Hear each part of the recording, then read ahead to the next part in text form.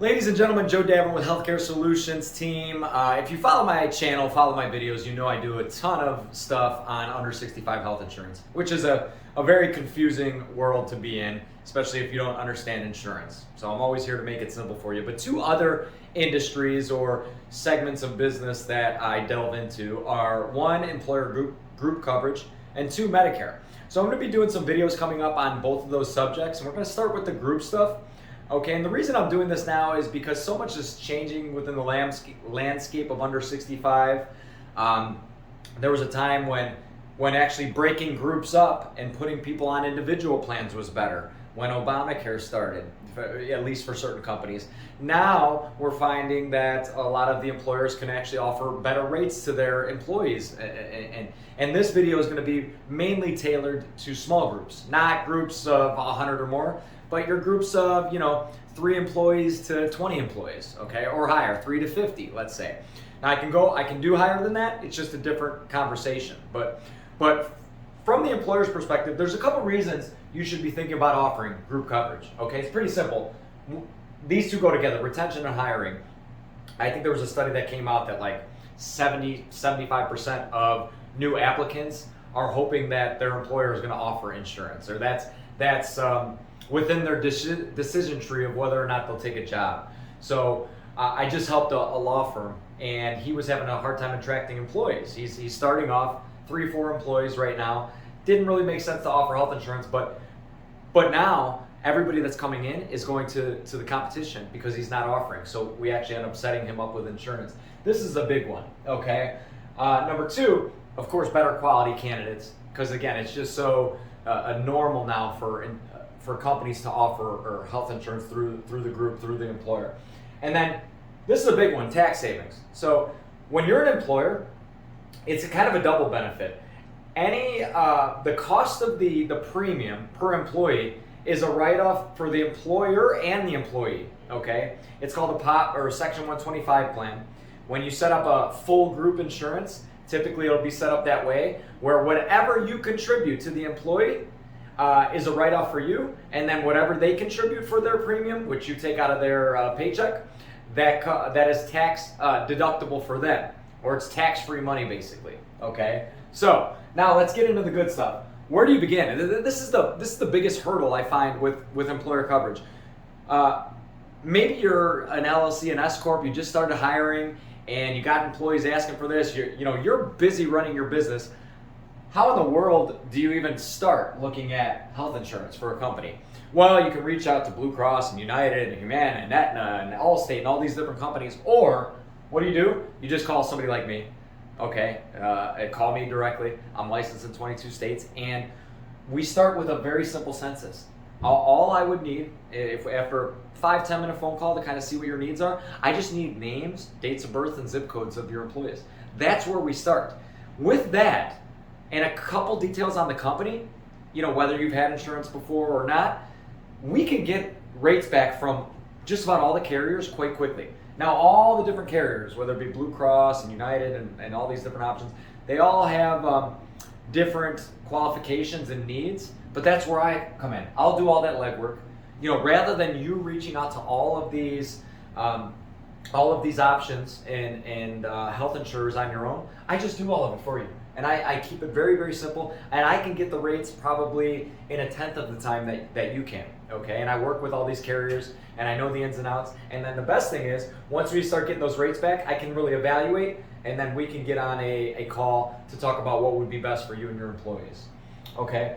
And then, again, I'm kind of touching on this, but all these different carriers have different rules. Some of them require certain underwriting, some don't, some just look at age and zip code, and some states have different rules, and then it depends on the size of your company with how many employees have to take it and how much you have to contribute. I will help you through all of that. Typically, as the employer, from your perspective, you are supposed to contribute 50% of the employee-only premium. So if you find insurance for your employees and you got 10 employees and the rate is $350 a month per employee, you're supposed to pay $175. Now certain carriers, maybe you only got to pay 25%, okay? So you're only paying $125 a month, okay? Other carriers require 50%, and some, they don't even really keep an eye on it. Again, this is all stuff we could talk about if this is the route you want to consider, okay?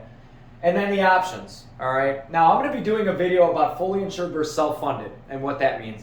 But let me take like Blue Cross, for instance. In a lot of states, when you're under 50 employees, they offer fully insured plans. They look at zip code and dates of birth and sex of your employees. That's it. Simple census, we get the final rates. They give us 100 different options. We evaluate, we make the best choice, okay? And we can offer 1 or 2 plans depending on the size of the company, even more. Self-funded is different. A lot of employers think that that's a scary word, like they're funding the claims or they're at risk for the claims. Not at all. What really sets these two apart is self-funded plans, they have the ability to underwrite. So if you have I wouldn't say young, but if you have a relatively healthy company, once we get the initial census, we get initial rates on these plans. There's an additional step where the employee's got to fill out a 3-page health questionnaire. If the underwriting on the general health of the group is positive, meaning it's like better than average, these plans can save the employers a ton of money. So I just did one like this in Illinois. It was a group of young, they install tile, okay? Mainly younger males, very few health issues in the group. There was 13 of them. We got the rates, the employee-only rates for a fantastic plan down to like $220. So the employer only had to pay $110 per employee. The employees are thrilled. They're paying $110. They're getting Cadillac insurance. And then the employer was thrilled because he's thinking the rates are going to start at $450 a month per employee. So this is a great option for certain companies. But within a 5-10 minute phone call with me, we'll know which route to go down. And I can get the rates for both. You know what I mean? So here's another option. You could just partner with an agent and say, you know what, we don't offer group coverage. We like doing something a little bit different. You can hire somebody and you can tell them, hey, we're going to give you $200, $300 a month. You go out and get your own insurance. And then you give them somebody like my contact information. And then they call me, and then we set up the best plan on the individual market for them. Sometimes this is even better, okay? For 2 reasons. One, certain employees might not make enough and they can qualify for subsidy through Obamacare. That's not always the case though. But number 2, total freedom to choose whatever's available on the individual market. So I can really help people down the absolute best path for them, and the employer can contribute, either a percentage or a set amount per employee. And then by partnering with an agent, it feels like they're getting some type of insurance through the company, even though they're not really getting a full group plan, all right? And then last, this was kind of a big thing with the Trump administration. They passed these new rules about HRAs, which are health reimbursement accounts. This is kind of a newer, less well-known option. It's where you as the employer don't offer full group employer coverage. You offer an HRA. It's a health reimbursement account. You set it up. It's money that you as the employer can contribute to an account, which the employees can then use to go buy health insurance, okay? So it's kind of it's kind of like combining all these things, because you're contributing and getting some tax savings, and then the employees are going out and finding the best insurance for themselves. Now, there are a bunch of rules on the type of coverage and what they can use this money for. Again, less common, but where I really want to focus here is these. So like I said, if you're an employer, you got 1 or 2 new employees and you feel like, hey, I like these guys, I want to offer them something a little and take a look at offering coverage for them, because insurance in certain states, let's be honest, it's terrible on the under 65 market. Then like I said, reach out to me, 708-566-6589. You can call me anytime, text me. We can get on a quick call, get on a quick, and look at a quick census. I could submit them to all the carriers. We could start getting rates back basically within the week, okay? So let's keep it simple. That's what I like to do. If you have questions, shoot them in the comments, call me, text me, doesn't matter. I'll put all the states I'm licensed in the description. And then look out for some more videos on fully insured versus self-funded and just delving deeper into the group coverage. Thank you.